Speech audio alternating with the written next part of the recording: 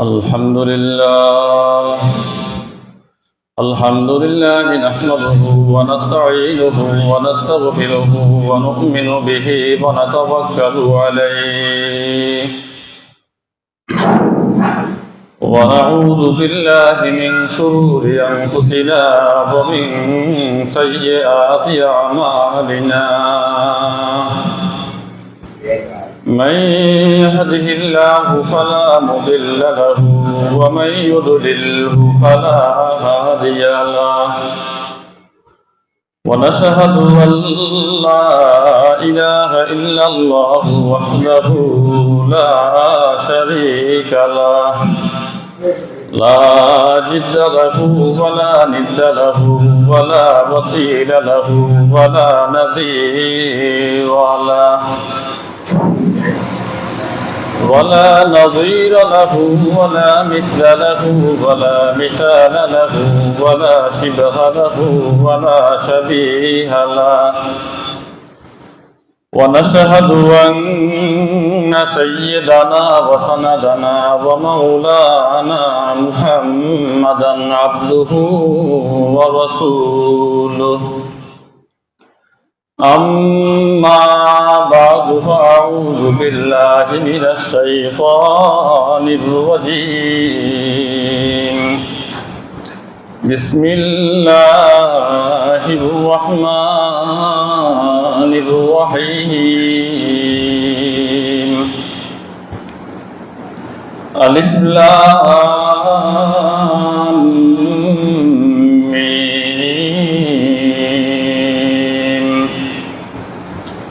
ذلك الكتاب لا ريب فيه هدى للمتقين الذين يؤمنون بالغيب ويقيمون الصلاة ومما رزقناهم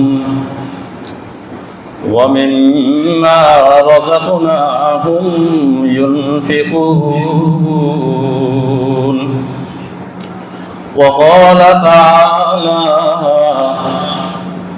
الذين ينفقون في السراء والضراء والكاظمين الغيظ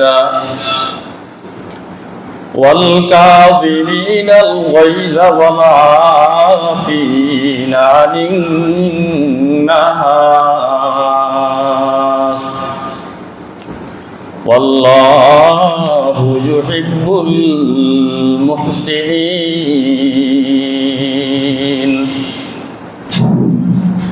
صدق الله العلي العظيم اللهم صل على محمد وعلى آل محمد كما صليت على إبراهيم وعلى آل إبراهيم إنك حميد مجيد اللهم بارك على محمد وعلى آل محمد كما باركت على إبراهيم وعلى آل إبراهيم إنك حميد مجيد আল্লাহ রাব্বুল আলামিন পবিত্র কোরআনুল কারীমের সূরা বাকারার প্রথম আয়াতের মধ্যে বলতেছেন বিসমিল্লাহির রহমানির রহিম আলিফ লাম মিম। এটার অর্থ একমাত্র আল্লাহ রাব্বুল আলামিন জানেন, আর কেউ জানেন না, জানার প্রয়োজন নেই, দরকার নেই। তারপর আল্লাহ রাব্বুল আলামিন দ্বিতীয় আয়াতের মধ্যে বলতেছেন যালিকাল কিতাবু লা রাইবা ফীহি হুদাল লিল মুত্তাকিন। আল্লাহ রাব্বুল আলামিন পবিত্র কোরআনুল কারীমের শুরুতে ঘোষণা দিচ্ছেন এটা এমন একটা কিতাব, এটা এমন একটা কোরআন, এটা এমন একটা আমার বাণী, লা রাইবা ফীহি হুদাল লিল মুত্তাকিন। এই পবিত্র গ্রন্থের মধ্যে, পবিত্র বাণীর মধ্যে, আমার কালামের মধ্যে কোনো প্রকার সন্দেহ নাই, কোনো প্রকার সন্দেহের অবকাশ নাই। সবাই বলি সুবহানাল্লাহ। এই কোরআনের মধ্যে কোনো সন্দেহের অবকাশ আছে কিনা? কথা বলেন না? আমাদের মহাগ্রন্থ আল কোরআন, এই কোরআনের মধ্যে কি সন্দেহের কোনো অবকাশ আছে? কোন প্রকার সন্দেহের অবকাশ নেই। এজন্য আল্লাহ রাব্বুল আলামিন কোরআনের শুরুতে নিজে ঘোষণা দিচ্ছেন, যালিকাল কিতাব, ইহা এমন একটি কিতাব, লা রাইবা ফীহি হুদাল লিল মুত্তাকিন, ইহা এমন একটি কিতাব যে কিতাবের মধ্যে সন্দেহের কোনো অবকাশ নেই, কোনো প্রকারের সন্দেহ নেই।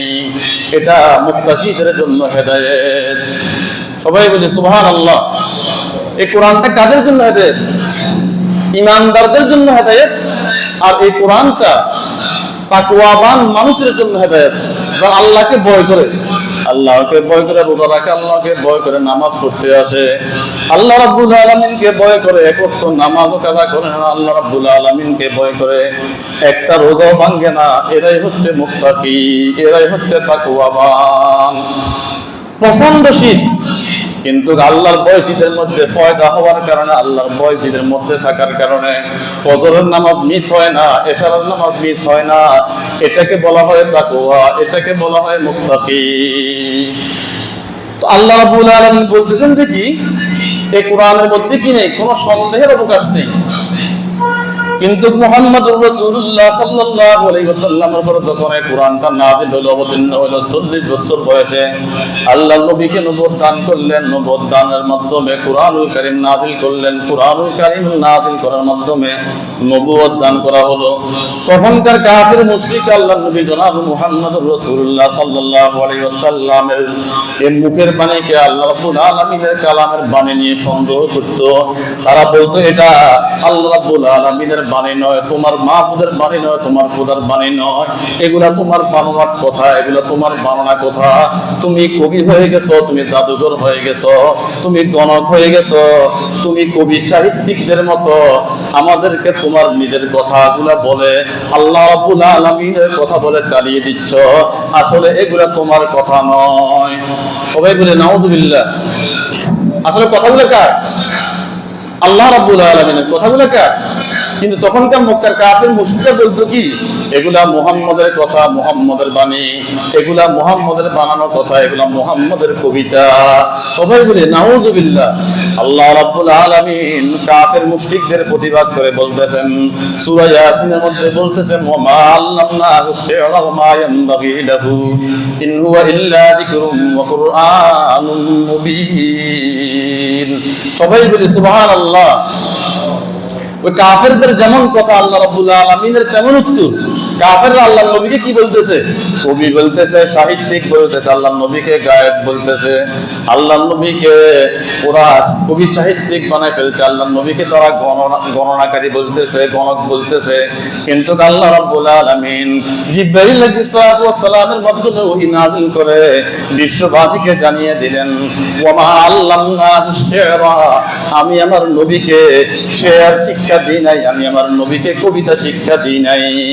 সবাই বলে সুবহানাল্লাহ। আল্লাহ কি বলে? আমার নবী কবি নয়, আমার নবী সাহিত্যিক নয়, আমি আমার নবীকে শেয়ার শিক্ষা দিই নাই। কথা বুঝে আসছে কিনা? এটা যে আল্লাহ রাব্বুল আলামিনের কালাম, তখনকার কাফির মুশরিকরা বিশ্বাস করত না, ভাবত যে কি এগুলা মুহাম্মদুর রাসূলুল্লাহ সাল্লাল্লাহু আলাইহি ওয়াসাল্লাম নিজ থেকে কবিতার মতো বানিয়ে বানিয়ে বলতেছেন। এজন্য আল্লাহ রাব্বুল আলামিন পবিত্র কোরআনুল কারীমের মধ্যে বলতেছেন, ওয়া মা আল্লামনাহু শি'রা ওয়া মা ইয়ানবাগী লাহু ইন হুয়া ইল্লা যিকরুন ওয়া কুরআনুন মুবিন। হে মক্কার কাফির মুশরিকরা, তোমরা জেনে রাখো, তোমরা শুনে রাখো, ওয়া মা আল্লামনাহু শি'রা, আমি আমার মুহাম্মদ সাল্লাল্লাহু আলাইহি ওয়াসাল্লামকে কবিতা শিক্ষা দিই নাই, কবিতা আমি শিক্ষা দিই নাই, শেয়ার শিক্ষা দিই নাই, গল্প কবিতা প্রবন্ধ আমি আমার নবীকে শিক্ষা দিই নাই। সবাই বলে সুবহানাল্লাহ। ওয়া মা আল্লামনাহু শি'রা ওয়া মা ইয়ানবাগী লাহু, আর আমি তো শিক্ষা দিই নাই, শুধু তা নয়, আমার নবীর পক্ষে এই সকল কবিতা শিক্ষা করা, কবিতা শিক্ষা, আমি আমার নবীকে কবিতা শিক্ষা দেওয়া, এটা কি নয়? সমুচিত নয়। আমার নবীর সাথে কি আমার নবী কবি হবেন, গণক হবেন, আমার নবী সাহিত্যিক হবেন, আমার নবী বানিয়ে বানিয়ে কবিতা বানাবেন, এটা আমার নবীর সাথে কি যায় না, আমার নবীর শান এবং মানের সাথে কি এটা কখনো যায় না। সুতরাং আমার নবী কি নয়, কবি নয়। وما علمناه الشعر وما ينبغي له إن هو إلا ذكر وقرآن مبين। এরপর আল্লাহ রাব্বুল আলামিন বলতেছেন ইন হুয়া ইল্লা যিকরুন, এটা কবিতা নয়, শেয়ার নয়, বরং এটা আমি আল্লাহ রাব্বুল আলামিনের জিকির, আমি আল্লাহ রাব্বুল আলামিনের মহাবাণী, আমি আল্লাহ রাব্বুল আলামিনের উপদেশ। আল্লাহ রাব্বুল আলামিন কি বলে, ইন হুয়া ইল্লা যিকরুন, এটা কোন কবিতার কবি নয়, কোন কবির কবি নয়, এটা হচ্ছে কি আমার উপদেশ, এটা হচ্ছে আমার কোরআন। ইন হুয়া ইল্লা যিকরুন ওয়া কুরআনুম মুবিন। এই মহাগ্রন্থ আল কোরআনের বাণী সমূহ হচ্ছে আমার উপদেশ, এটা হচ্ছে আমার কোরআনুল কারীমের বাণী, সুস্পষ্ট বাণী, এটা হচ্ছে কি আমার উপদেশ। আর এই কোরআনুল কারীম হচ্ছে আমার কালামুল্লাহ, আমার কালামে হাকিম। তোমরা ভুল বলতেছো, তোমাদের ভুল ধারণা, এটা আমার নবীর কবিতা নয়। وما علمناه الشعر وما ينبغي له إن هو إلا ذكر وقرآن مبين। আমার নবী মুহাম্মদুর রাসূলুল্লাহ সাল্লাল্লাহু আলাইহি ওয়াসাল্লাম জিবরাইল আলাইহিস সালাতু ওয়াস সালামের মাধ্যমে ওহীপ্রাপ্ত হয়ে তোমাদেরকে যে কথাগুলো বলতেছেন, এগুলা হচ্ছে সুস্পষ্ট কোরআনের বাণী, এগুলো হচ্ছে সুস্পষ্ট কোরআনের আয়াত, এগুলো হচ্ছে সুস্পষ্ট আমার কালাম, এগুলো হচ্ছে আমার জিকির, আমার উপদেশ। সবাই বলে সুবহানাল্লাহ। আল্লাহ রাব্বুল আলামিন এই কালামে হাকিম কেন দুনিয়াতে প্রেরণ করলেন, এই কালাম কেন দুনিয়াতে নাযিল করলেন? এরপর আয়াতের মধ্যে আল্লাহ রাব্বুল আলামিন বলতেছেন, যারা হাদিস শরীফ তারা জানেন, লিয়ুনযিরা মান কানা হাইয়ান ওয়া ইয়াহকাল কাউলু আলাল কাফিরিন। সবাই বলে সুবহানাল্লাহ। এই কালামে কোরআনুল কারীম কেন আল্লাহ রাব্বুল আলামিন নাযিল করেন? লিয়ুনযিরা মান কানা হাইয়ান ওয়া ইয়াহকাল কাউলু, লিয়ুনযিরা যাতে করে কি করা যায়, সতর্ক করা যায়, যাতে করে পবিত্র কালাম হাকিম দ্বারা, পবিত্র কোরআনুল কারীম দ্বারা জীবিত মানুষ যারা আছে, জীবিত মানুষ যারা আছে তাদেরকে হেদায়েত দেওয়া যায়, তাদেরকে সতর্ক করা যায়, তাদেরকে জাহান্নামের আগুন সম্পর্কে সতর্ক করা যায়, তাদেরকে জান্নাতের দিকে ডাকা যায়। সবাই বলি সুবহানাল্লাহ। এই কোরআন নাযিল হয়েছে জীবন্ত মানুষের জন্য, মৃত মানুষের জন্য কোরআন নাযিল হয় নাই। আমরা তো আমাদের পুরো জিন্দেগীর মধ্যে, পুরো জীবনের মধ্যে আমরা কোরআন তেলাওয়াত করি না, কোরআন বোঝার চেষ্টা করি না। কিন্তু যখন সাকরাতুল মাউত আমাদেরকে আক্রমণ করে, সাকরাতুল মাউত যখন আমাদের কাছে চলে আসে, তখন আমরা হুজুরদেরকে নিয়ে, আলেমদেরকে নিয়ে, হাফেজ সাহেবদেরকে নিয়ে আমরা পাশে বসা বসায় কোরআন তেলাওয়াত করি। কথা বলেন, কথা ঠিক কিনা? শুধু তা নয়, যখন কোনো ব্যক্তি মৃত্যুবরণ করে মারা যায়, তখন আমরা হুজুরদেরকে হাদিয়া দেওয়ার মাধ্যমে, টাকা পয়সা দেওয়ার মাধ্যমে 10 জন, 20 জন, 30 জন, 40 জন হুজুর দাওয়াত দিয়ে আমরা কোরআন খতম করাই। কার জন্য? মৃত ব্যক্তির জন্য। কার জন্য কোরআন খতম করাই? মৃত ব্যক্তির জন্য কোরআন খতম করাই। কিন্তু আল্লাহ রাব্বুল আলামিন বলতেছেন যে কি, এই কোরআন তার আমি আল্লাহ রাব্বুল আলামিন নাযিল করেছি, অবতীর্ণ করেছি জীবন্ত ব্যক্তিদেরকে সতর্ক করার জন্য। সবাই বলি সুবহানাল্লাহ। লিয়ুনযিরা মান কানা হাইয়ান ওয়া ইয়াহকাল কাউলু আলাল কাফিরিন। এই কোরআন অবতীর্ণ করা হয়েছে, নাযিল করা হয়েছে, এই জন্যই নাযিল করা হয়েছে, এই জন্য অবতীর্ণ করা হয়েছে যাতে করে জীবন্ত মানুষ যারা তাদেরকে সতর্ক করা যায়, তাদেরকে সতর্ক করা যায়, তাদেরকে সতর্ক বাণী শোনানো যায়। ওয়া ইউহিব্বুল হাক্কু আলাল কাফিরিন, এবং কাফিরদের উপর আমার কালামুল্লাহকে বিজয় দান করা যায়। আমার কথাগুলা, আমার বাণীগুলা যেন কি কাফেরদের উপরে প্রতিষ্ঠিত করা যায়, এই জন্য পবিত্র কোরআনুল কারীম নাযিল করা হয়েছে। সবাই বলি সুবহানাল্লাহ। বলেন তো, জীবিত থাকতে কোরআন পড়বেন কিনা? নাকি ওসিয়ত করে যাবেন যখন আমার সাকরাতুল মাউত আসবে, যখন আমি মৃত্যুর বিছানা শুয়ে যাব, তখন 20 জন 30 জন হুজুর দিয়ে আমার ডান পাশে বাম পাশে বসিয়ে বসিয়ে কোরআন খতম করাইবা। আমি যখন মৃত্যুবরণ করব তখন আমার জন্য 20 জন 30 জন 50 জন 100 জন হুজুর দিয়ে আলেম ওলামা দিয়ে কোরআন খতম করাইবা। কোনো লাভ হবে না। জীবন্ত মানুষের জন্য এই কোরআন নাযিল করা হয়েছে। জীবিত থাকা অবস্থায় আপনি এই কোরআন পড়েন, এই কোরআনের অর্থ বুঝেন, এই কোরআন মতো চলার চেষ্টা করেন। কথা বলেন, কথা ঠিক কিনা?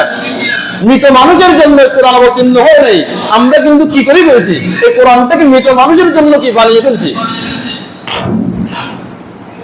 তো আল্লাহ রাব্বুল আলামিন বলতেছেন যে কি এই কোরআনের মধ্যে কি নেই, কোন প্রকারের সন্দেহের অবকাশ নেই।